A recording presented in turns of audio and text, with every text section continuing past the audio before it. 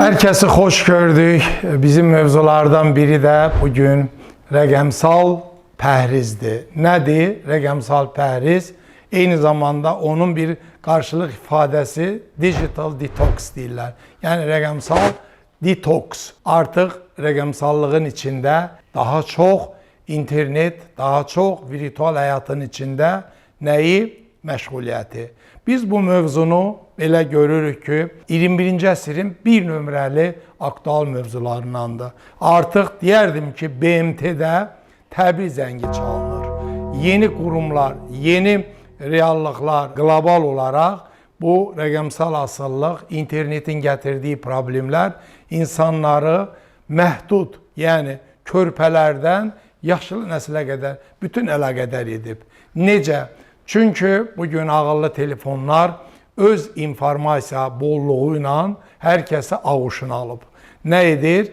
Daimi internetdə artıq məşğuliyyətlər, onların internetdən ayrılmadan, uşaqların oyunlarla, yeniyetmələrin internetdə müxtəlif platformalarda məşğuliyyəti, xüsusi olaraq TikTokerlərdə, YouTuberlərdə və Facebook, Instagramlarda əyləncələr. Bu əyləncənin içi o qədər rəngarəngdir, o qədər məzmun kəsb edir ki, o öz cazibəsi artıq onu sui-istifadələrə gətirir. Bu sui-istifadə rəqəmsal zəhərlənmə, yəni bu toksin metaforası insanları öz ağuşuna alıb, dərinləşdirib və proses o qədər bugün nəzarətdən çıxıb ki, sui-istifadələr insan səhhətinə gətirib bir mənalı zərərlər verir. Bu zərərdən qurtarmağın yolları aranır. Uşaqdan, yeniyetmədən, gəncdən, şagird, tələbə, elə belə götürəndə ailənin içində bütün sosial həyatı bu platformalar yoğurub, yapıb, öz cəngini alıb. Və bu pandemiya bir şəklini alıb, artıq qlobal xarakter alıb. İnsanlar biri digərinə smartfonlarla, internetlə bağlı irad da bildirə bilmir. Biri digərinə deyərsə, məsələ, sən bu telefon istifadəni azalt, o dərhal ona elə bir təpki verir, negativ görür, aqressiyanı artırır. Bu bir növ gətirib ona çıxarıb ki, aludə olub insanlıq. İndi bunların çıxış yolları nədən ibarətdir? Necə bu məsələ öz əksini gələcəkdə tapacaq? BMT artıq həyəcan siqnalını qlobal rəqəmsal pandemiya adında ifadə edir. Yəni bu pandemiya sərhəd tanımır. Rəqəmsallıq, internet, yeniliklər bütün cəmiyyətə əhatə edir. Sosial platformalarda o qədər informasiya bolluğu var ki, insanlar o informasiyanın artıq girdabında sanki çabalayır, oradan xilas yolları arayırlar.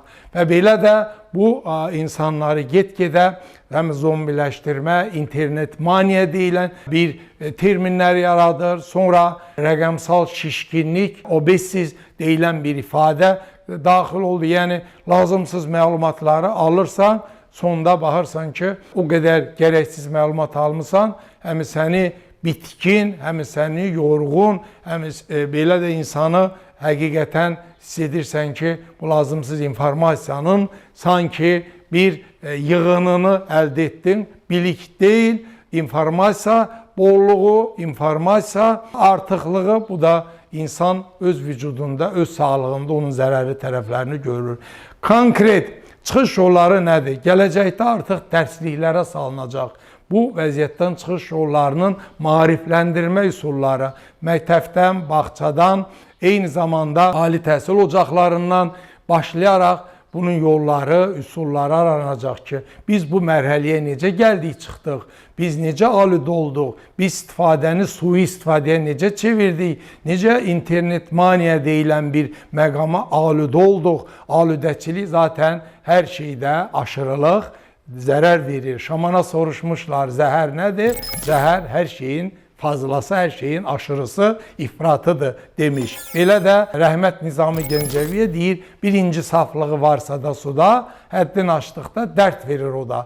Və bu baxımdan rəqəmsal pəhriz çox önəmlidir. Bu pəhriz dərkən, yəni biraz əl saxla, biraz təbiətlə təmas qur, biraz hərəkət et, parkda, dostlarla, gəzidə, faydalı ünsiyyətdə, sosial isti münasibətlərdə, artıq internet olmayan məkanlarda, Wi-Fi-sız kafelərdə, eyni ilə də smartfondan uzaq olaraq və özünü psixoloji hazırlayaraq ki, mən bir müddət istifadə etməyəcəm. Və siz bunu zaten zərərli vərdişlər adət edildikdə yarandığı kimi, zərərli vərdişlərdən qurtuluş da yenə onu məqsəd yönlü hərəkətlərlə, düşüncəli, planlı qaydada ondan xilas olmağı düşünəcək. Bunun elmi yaranır, bunun üsulları yaranır, metodologiyası, çünki bu qlobal bir böhrandır, qlobal bir məsələdir və bu baxımdan rəqəmsal detoks bugün bir nömrəli 21-ci əsrin internet problemidir. İnternet maniyadan, zombiləşmədən, rəqəmsal pəhrizdə keçidlə qurtuluş mümkündür. Bu da maariflənməklə, bu da təbiətlə yaxından əlaqədar olmaqla, düşüncü ilə, insanın iradə gücü, onun mənəvi dəyərlərə bağlılığı və bu yöndə mütləq treninqlər olacaq, mütləq üsulu, qaydaları, standartları aşılanacaq. İnsan anlayacaq ki, doğrudan bu alüdəçilik, bu negativ təzahürlər, internetə bağlılıq, rəqəmsal pəhriz yolu ilə aradan götürmək mümkündür. Necə gəldik bu yola, elə də geriyə dönüş etməliyik və nəhayətdə ağıl qələbə çalacaq. İnternet hər nə qədər bizim həyatımızı əhatə etsə də ağıl öz sözünü deyəcək. Bu yolda uğurlar arzulayıram sizə.